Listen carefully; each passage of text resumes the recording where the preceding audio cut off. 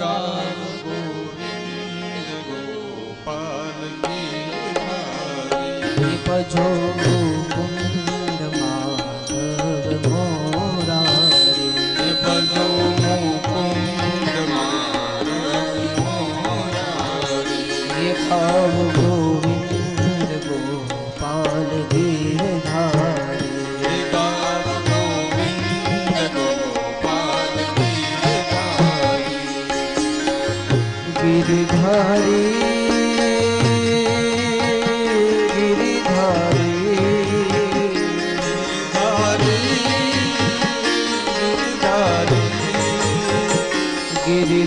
गिरधारी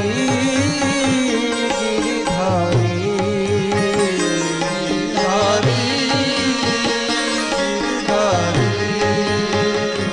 गाव गोविंद गोपाल गिरधारी गाव गोविंद गोपाल गिरधारी ओ भजो मुकुंद माधव मोरारी भजो मुकुंद माधव मोरारी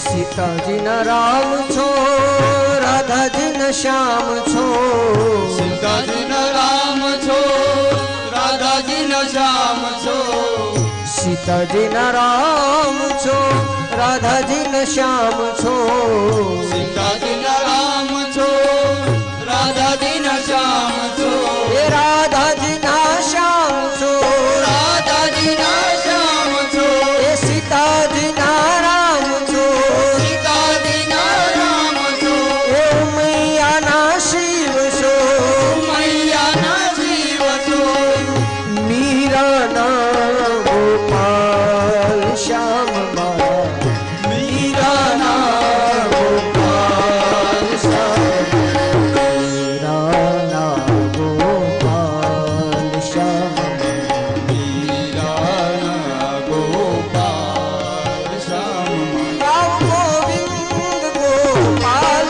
गिरधारी गाव गोविंद गोपाल गिरधारी ये भजो मुकुंद माधव मोरारी भजो मुकुंद माधव मोरारी ये गाव गोविंद गोपाल गिरधारी गाव गोविंद गोपाल गिरधारी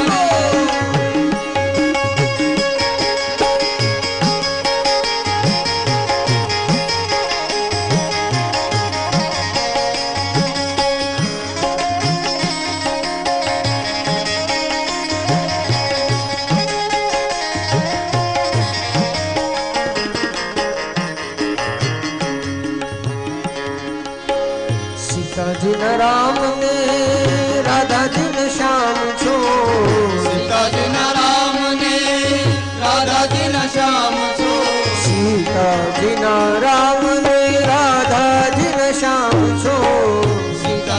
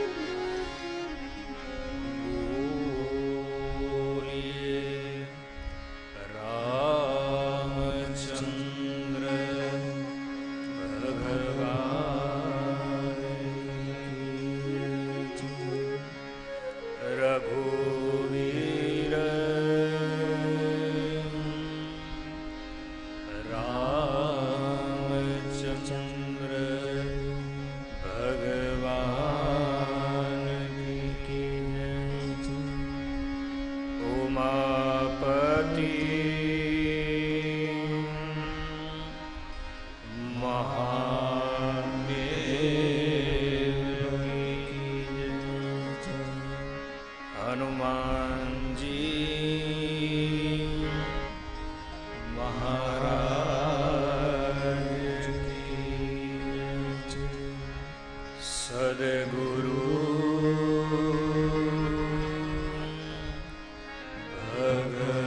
ભગવાન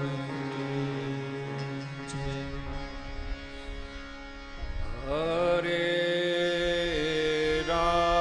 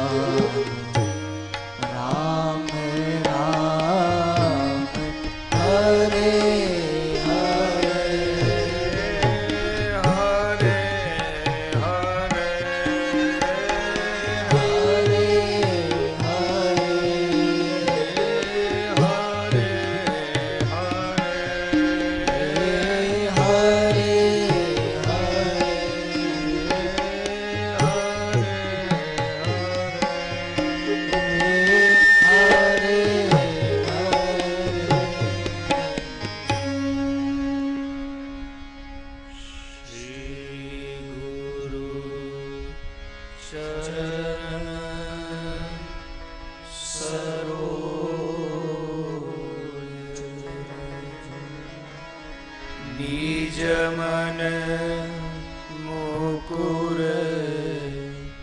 सुधारि बरनउ रघुवर बिमल जसु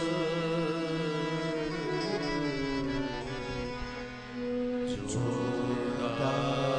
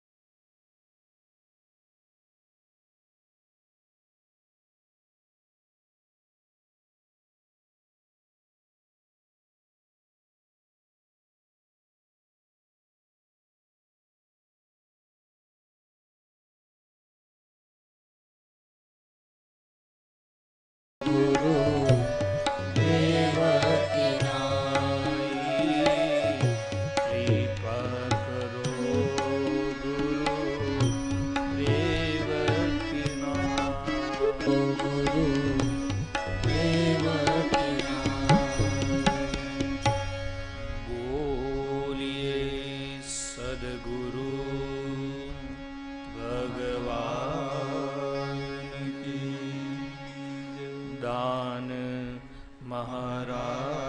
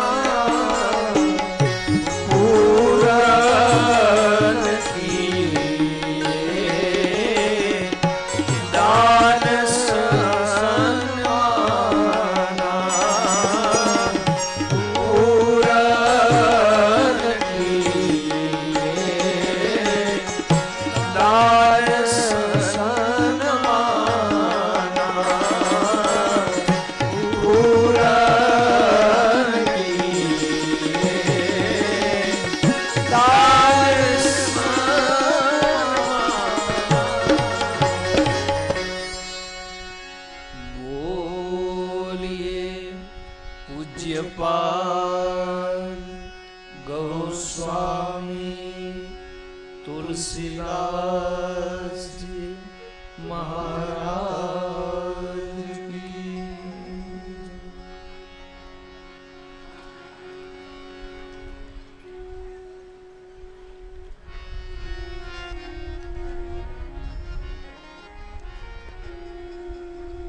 પરમ પાવન તપસ્થલી જ્યાં સંતો જન્મે છે એવું નહીં કહું, જ્યાં સંતો પ્રગટે છે એવી પાવન ધરાને, આ સણોસરાની ભૂમિને વંદન કરી સૌ પ્રથમ હું તમે જેની છત્રછાયામાં બેઠા છીએ, જેના આશીર્વાદ આપણા બધાની ઉપર છે, એવી દાન બાપુની ચેતનાને વ્યાસપીઠ ઉપરથી નમન કરી જે કથાના કેવલ શાંત સુખાય માધ્યમ બન્યા છે બીજાને રાજી રાખવા માટે, એવા નીરુબાપુને પણ વ્યાસપીઠ ઉપરથી મારા નમન.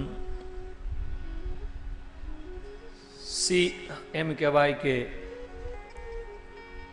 એક મહિલા મંડળ દ્વારા એક મનોરથ, આપણે ત્યાં તો એક કહેવત છે કે ટીપે ટીપે સરોવર ભરાય, એ અનુસંધાને સ્ત્રી સશક્તિકરણ નો એક ઝુંબેશ ચાલ્યો અને પછી બાપુ પાસે મનોરથ ગયો કે એક રામકથા થાય. એટલે દાન મહારાજની કૃપા થઈ અને આ રામકથાનું આયોજન થયું છે. ત્યારે એ સમગ્ર મહિલા મંડળની જેટલા પણ સભ્યો છે એ બધાને વ્યાસપીઠ ઉપરથી મારા એકવાર નમન. આપ સૌ કથા શ્રવણ કરી રહેલા દાન મહારાજના સેવકો, એ પરંપરાના દરેક સેવકગણ, એને પણ મારા વ્યાસપીઠ ઉપરથી નમન. અને કથામાં ઉપસ્થિત સૌ પૂજ્ય ચરણોને પુનઃ એકવાર વ્યાસપીઠ ઉપરથી મારા નમન. ભગવાન રામનું એક દિવ્ય, એક ભવ્ય, ભવ્યાતિ ભવ્યમ એક ગાન રામચરિત્ર માનસને આધારે થઈ રહ્યું છે. ત્યારે કથાના બીજા દિવસે પ્રારંભ પ્રાતકાલમાં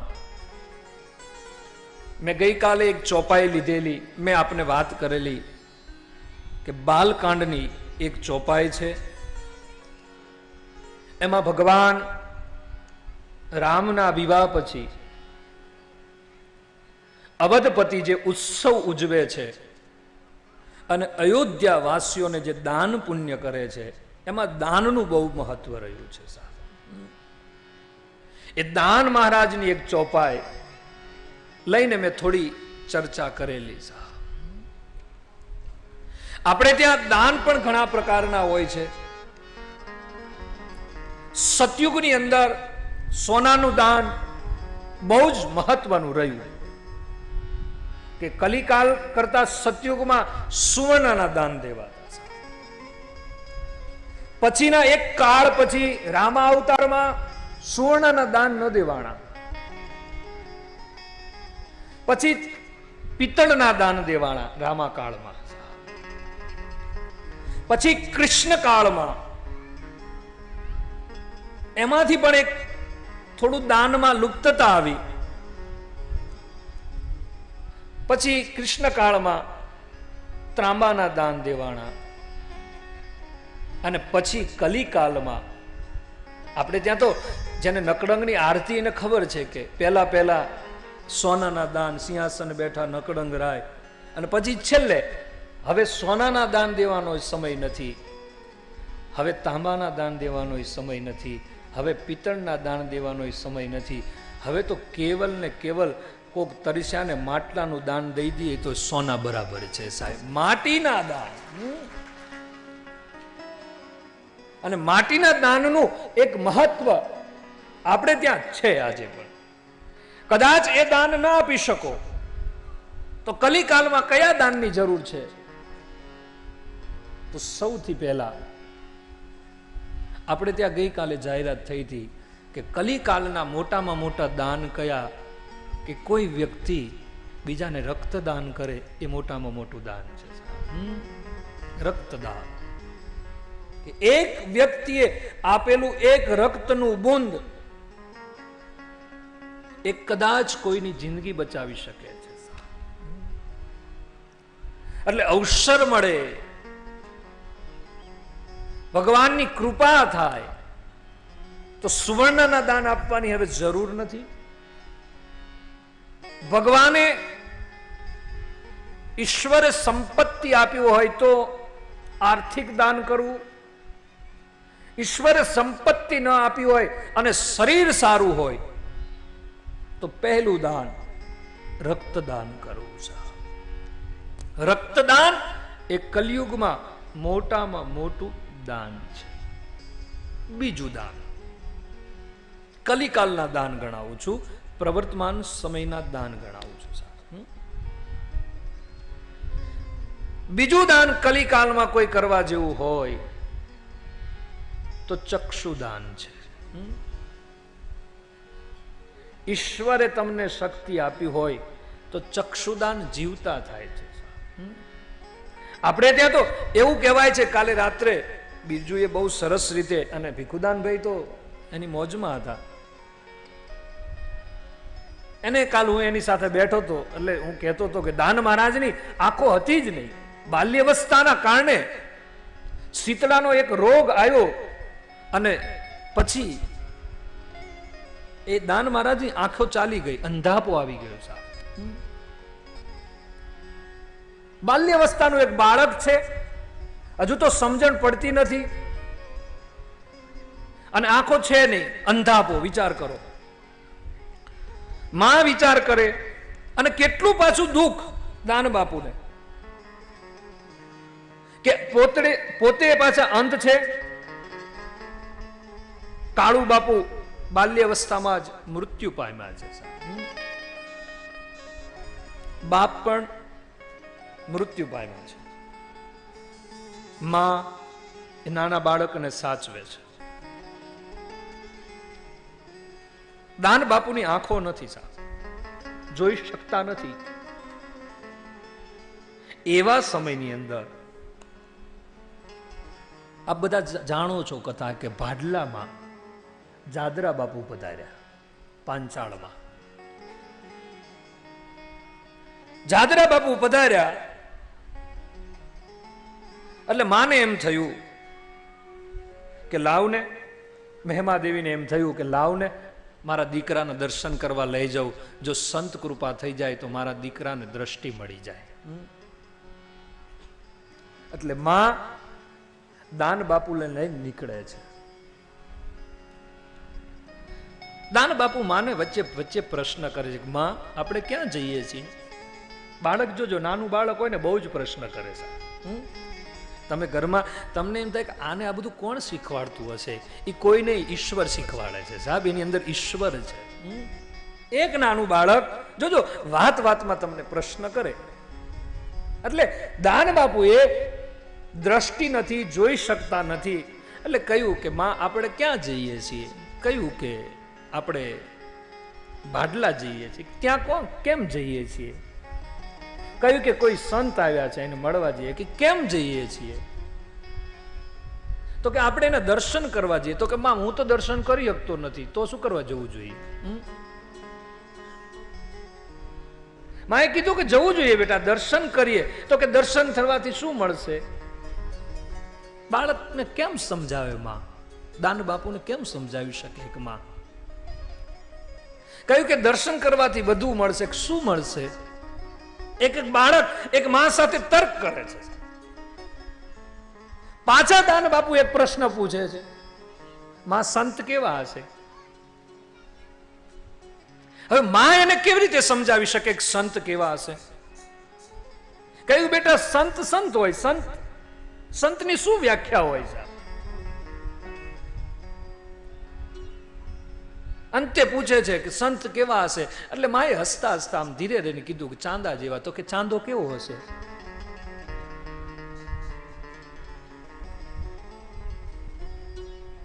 કીધું કે માએ કીધું કે ચાંદો તો કે ગુલાબના ફૂલ જો. તો કે ગુલાબનું ફૂલ કેવું છે? દાન બાપુ કહે છે સાહેબ. પછી માને એમ થયું કે આ પ્રશ્ન કયા કરશે. પછી છેલ્લે દાન બાપુએ કીધું કે ગુલાબ કેવું હશે? ત્યાર પછી મહેમાદેવીએ કીધું કે ગુલાબનું ફૂલ તારી માં જેવું હશે. પછી દાન બાપુ ના બોલીએ કે માં કેવી હશે સાહેબ. એને ખબર હતી કે માં કેવી છે. સહજ રીતે દાન બાપુએ પૂછ્યું કે ગુલાબ કેવું હશે?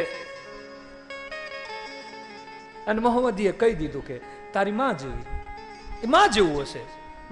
પછી ન બોલી શક્યા સાહેબ દાન બાપુ, કારણ કે માં છે. અને પછી જાય છે બાદલા. અને પછી જાદરા બાપુ, આપ કથા જાણો છો બધા, માથે હાથ ફેરવે છે અને પછી દ્રષ્ટિ પ્રાપ્ત થઈ જાય છે સાહેબ. ક્યારેક ક્યારેક વિચારો કે એક સંતની કૃપાએ દાન બાપુને એક દ્રષ્ટિ આપી દીધી. એક દ્રષ્ટિએ નથી લાગતું કે આખા જગતને દ્રષ્ટિ આપી હોય સાહેબ, એવું નથી લાગતું. કદાચ એ દ્રષ્ટિ, દાન બાપુની દ્રષ્ટિ એ સમાજને જોવા માટે હશે, જગતને જોવા માટે હશે. અને કદાચ હું તમે ન સમજી શકીએ એ દ્રષ્ટિએ ઈશ્વરને પણ કદાચ જોયા હશે.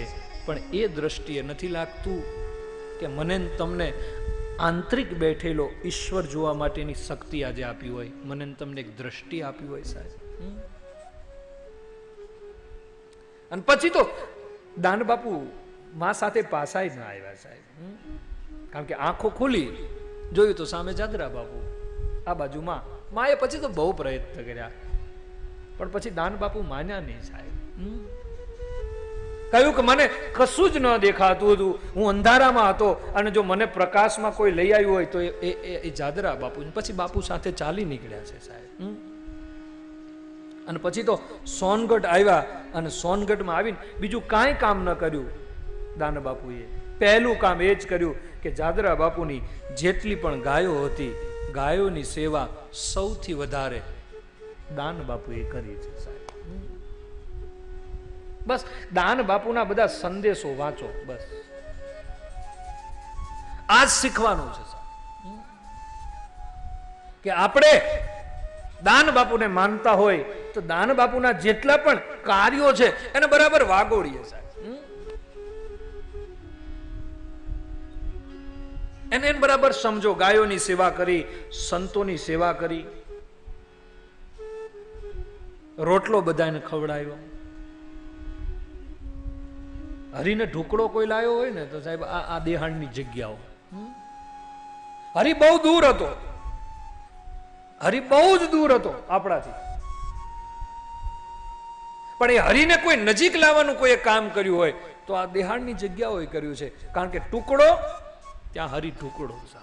હરિને આમ નજીક લાવવાનું કોઈ કામ કર્યું હોય તો આ જગ્યાઓએ કર્યું છે. તો દાન બાપુની આ પરમ ચેતનાની ધામમાં પરમ ચેતના પ્રસન્ન થાય એટલા માટે એક રામ કથા ગવાઈ રહી છે. મર્યાદા પુરુષોત્તમ રામનું ગાન થઈ રહ્યું છે. ત્યારે મને ઘણી વાર વિચાર આવે કે આ બધું શા માટે, આટલું શા માટે? ક્યાં કોઈ ટાઈમ છે સાહેબ? કોઈ પાસે ટાઈમ છે ખરો? બધા દોડા દોડી માથા કૂટ, કથા સુણી ફૂટ્યા કાન. પણ કંઈક છે, ઈશ્વર નજીક છે એ વાત નક્કી છે. હરી છે સાહેબ, મને તમને આમ આમ જાગૃત કરે છે. મને તો હું તો રાજી તો આ મહિલા મંડળો બધા ભેગા થાય જે કરે પણ ગાય છે તો ખરા સાહેબ. ગાય ત્યારે સરસ ગાય, કોઈ કોઈનું નથી રે, કોઈ કોઈનું સરસ. મને બહુ ગમે એ ગાવું. એ ગાય ને ત્યારે એવું ગાય ને સરસ. પણ ઘરે જાય ને ત્યાં કે આ મારું છે રે, આ મારું છે રે. બરાબર બાપા. અને એટલી આમ એ જે આપણે તો એવું સંગીત વગાડીને એ કડતાલો એને કઈ કોઈ દી સંગીતના ક્લાસ ના કર્યા હોય સાહેબ, તો એ જે ઢોલક વાગતો હોય ધામ ધામ ધામ ચાલુ થાય એ કડતાલો ને મંજીરા તમે. અને એવું અને પછી જે પણ એ વૈરાગીનો 2 કલાકનો હોય, જ્યાં સુધી વાગતું હોય ને ત્યાં સુધી. પાછો ઘરે જાય ને તો કે આ મારું છે.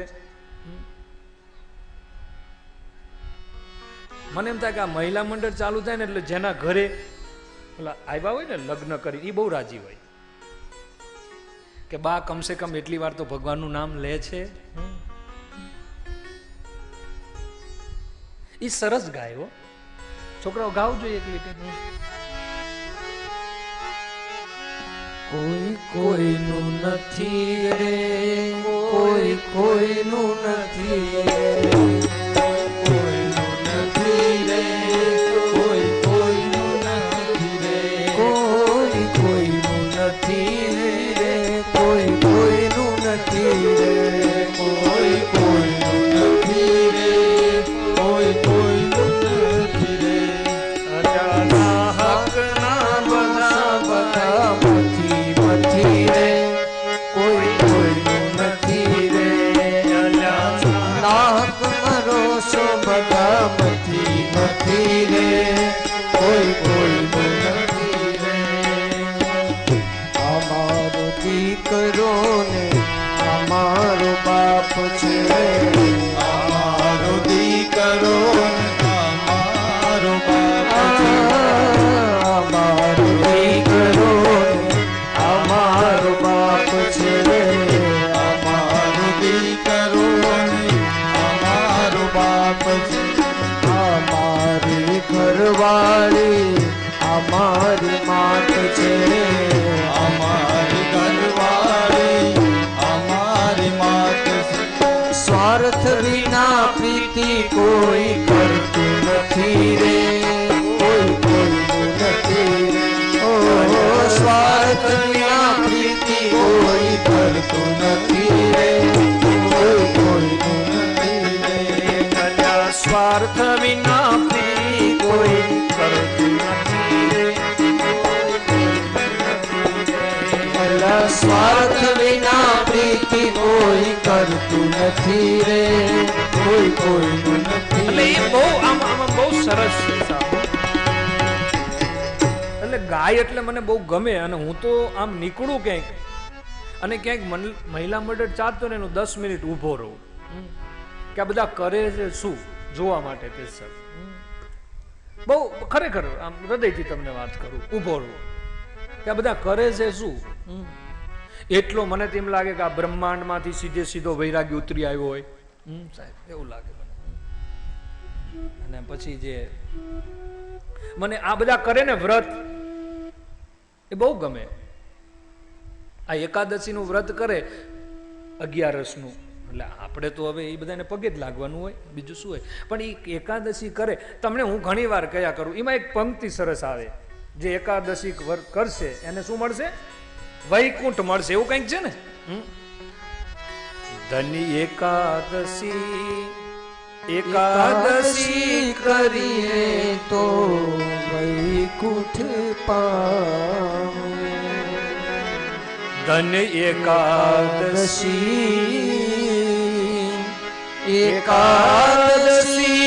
કરીએ તો વૈકુંઠ પામે. ક્યારેક લાગે કે આપણે આ ખાલી જ ગાઈએ છીએ. કોઈને જવું છે ખરું અત્યારે વૈકુંઠમાં? કોઈ હું ભાગવત કથામાં ઘણી વાર કયા કરું કે ભાગવત કથાના મહાત્મ્યમાં એક કથા છે કે ગોકર્ણ મહારાજ કથા કરે અને ધુંધુકારીને લેવા માટે પુષ્પક વિમાન આવે છે. એક કથા છે. પ્રેતને લેવા માટે, ભૂતને લેવા માટે, ધુંધુકારીને લેવા માટે પુષ્પક વિમાન આવે અને વિમાનમાં બેસી અને પછી ધુંધુકારી ભગવાનના ધામમાં જાય છે. કથા સાંભળ્યા પછી આખું ગામ ન ગયું એટલે બીજી વાર ગોકર્ણ મહારાજે કથા કરી, પછી પાછા પુષ્પક વિમાન આવ્યા ને બધાને આખા ગામને સ્વર્ગમાં લઈ ગયા. આ કથા વાંચ્યા પછી મને ક્યારેક ક્યાંક વિચાર આવે, બધાને સ્વર્ગ જ જોઈએ છે, પણ ભગવાન કરે અને આ રામકથા, આ મહિલા મંડળ દ્વારા આયોજિત રામકથામાં છેલ્લા દિવસે સણોસરામાં સ્વર્ગમાંથી પુષ્પક વિમાન લેવા માટે આવે.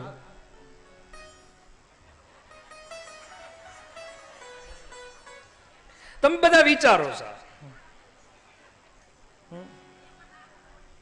તમે ક્યારેક ક્યારેક વિચારો કે છેલ્લા દિવસે આઈને ઊભું રહે અને પછી તમે એમ કે હવે આમાંથી કથા સાંભળનારા બધાય આવવાનું છે, તો તમે એમ જ કહો કે અમે તો આયોજન કરતા છીએ, બાપુએ ગાય પેલા બાપુને લઈ જાવ. આમાં અમારો શું દોષ સાહેબ?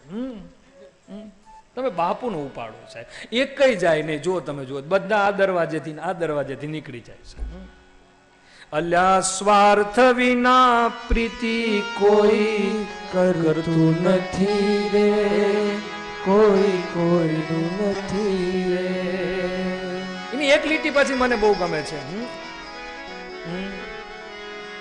આ મારી ઘરવાળી, અમારી માત છે, અમારી ઘરવાળી, અમારી. જે માએ દીકરાને મોટા કર્યા હોય, મુખે કાઢીથી કોળિયા અને મોંમાં દઈ મોટા કર્યા, પણ એક ક્ષણ એવી આવે પણ માને બહુ ઉતાવળ હોય છે. અલ્યા પરણા પછી મારી સામું જોતો નથી રે, કોઈ કોઈનું નથી રે. અલ્યા પરણા પછી મારી સામું જોતો નથી રે, કોઈ કોઈનું નથી. ગાવું બહુ સહેલું છે, કથા સાંભળવી બહુ સહેલી છે, પણ એને સમજવી અને સમજ્યા પછી વર્તનમાં ઉતારવી બહુ જ કઠિન છે. સાંભળવું તો હવે બહુ સહજ બની ગયું છે. બહુ જ કથાઓ થાય છે કલયુગમાં અને બહુ જ બધા સારી રીતે ગાય છે, સારી રીતે હવે તો આયોજનો થયા છે. કેટલી ભૌતિક સુવિધામાં આપણે જીવીએ છીએ. ખબર નહીં ઘરમાં ફુવારા હોય કે નહીં. આ કેવા સેવા સરસ ફુવારા છે સાહેબ, ફ્રર દઈને આવે પાણી, આમ લીલા લહેર. અહીંથી 12-12:30 ઉઠો એટલે લીલા લહેર હરિહર ચાલતું હોય. આવી ક્યાં સુવિધા હતી સાહેબ પહેલા? બધું જ મળ્યું છે. ઈશ્વરે આપણી ઉપર બધી જ કૃપા કરી છે. હું ઘણી વાર કયા કરું છું કે માણસ આજે જીવે છે, તમે જુઓ તો એસીમાં, એની ગાડીમાં એસી હોય છે, એની ઓફિસમાં એસી હોય છે, એના બેડરૂમમાં એસી હોય છે, બધા જ ઠંડકમાં રહે છે, પણ એનો મગજ પાછો ગરમ હોય છે. અને પહેલાના માણસો બધી જ જગ્યાએ ગરમીમાં રહેતો હતો, પણ સામે મળે તો કે રામ રામ રામ. ક્યાં કંઈક પરિવર્તન છે. હમણાં વલ્કુ બાપુ કાલે બોલતા હતા, હું પણ હવે એક આમ સંશોધન કર્યા પછી બોલ્યા કરું કે બધું જ બગડી ન જાય એના માટે બધા જ વૈજ્ઞાનિકે શોધ કરી કે ભાઈ દૂધ ન બગડી જાય તો ફ્રીજ, અનાજ ન બગડી જાય તો એની સુવિધા. ફ્રીજમાં તમે મૂકો એટલે બધી જ વસ્તુ બચી જાય. સાહેબ મને એવું નથી લાગતું કે એક ફ્રીજ એવું શોધ કરવું જોઈએ જે માણસ બગડી ગયો એને પૂરી દેવાય અંદર સાહેબ, કે બગડે જ નહીં સાહેબ. એક સંશોધન એવું થવું જોઈએ. પણ મને એમ લાગે છે ઈશ્વરે મને તમને ફ્રીજ આપ્યું છે, એ કયું કથા રૂપી ફ્રીજ, સત્સંગ રૂપી ફ્રીજ, પણ આપણે એમાં પ્રવેશ નથી કરતા ને એટલે બગડેલા ને બગડેલા રહીએ છીએ સાહેબ.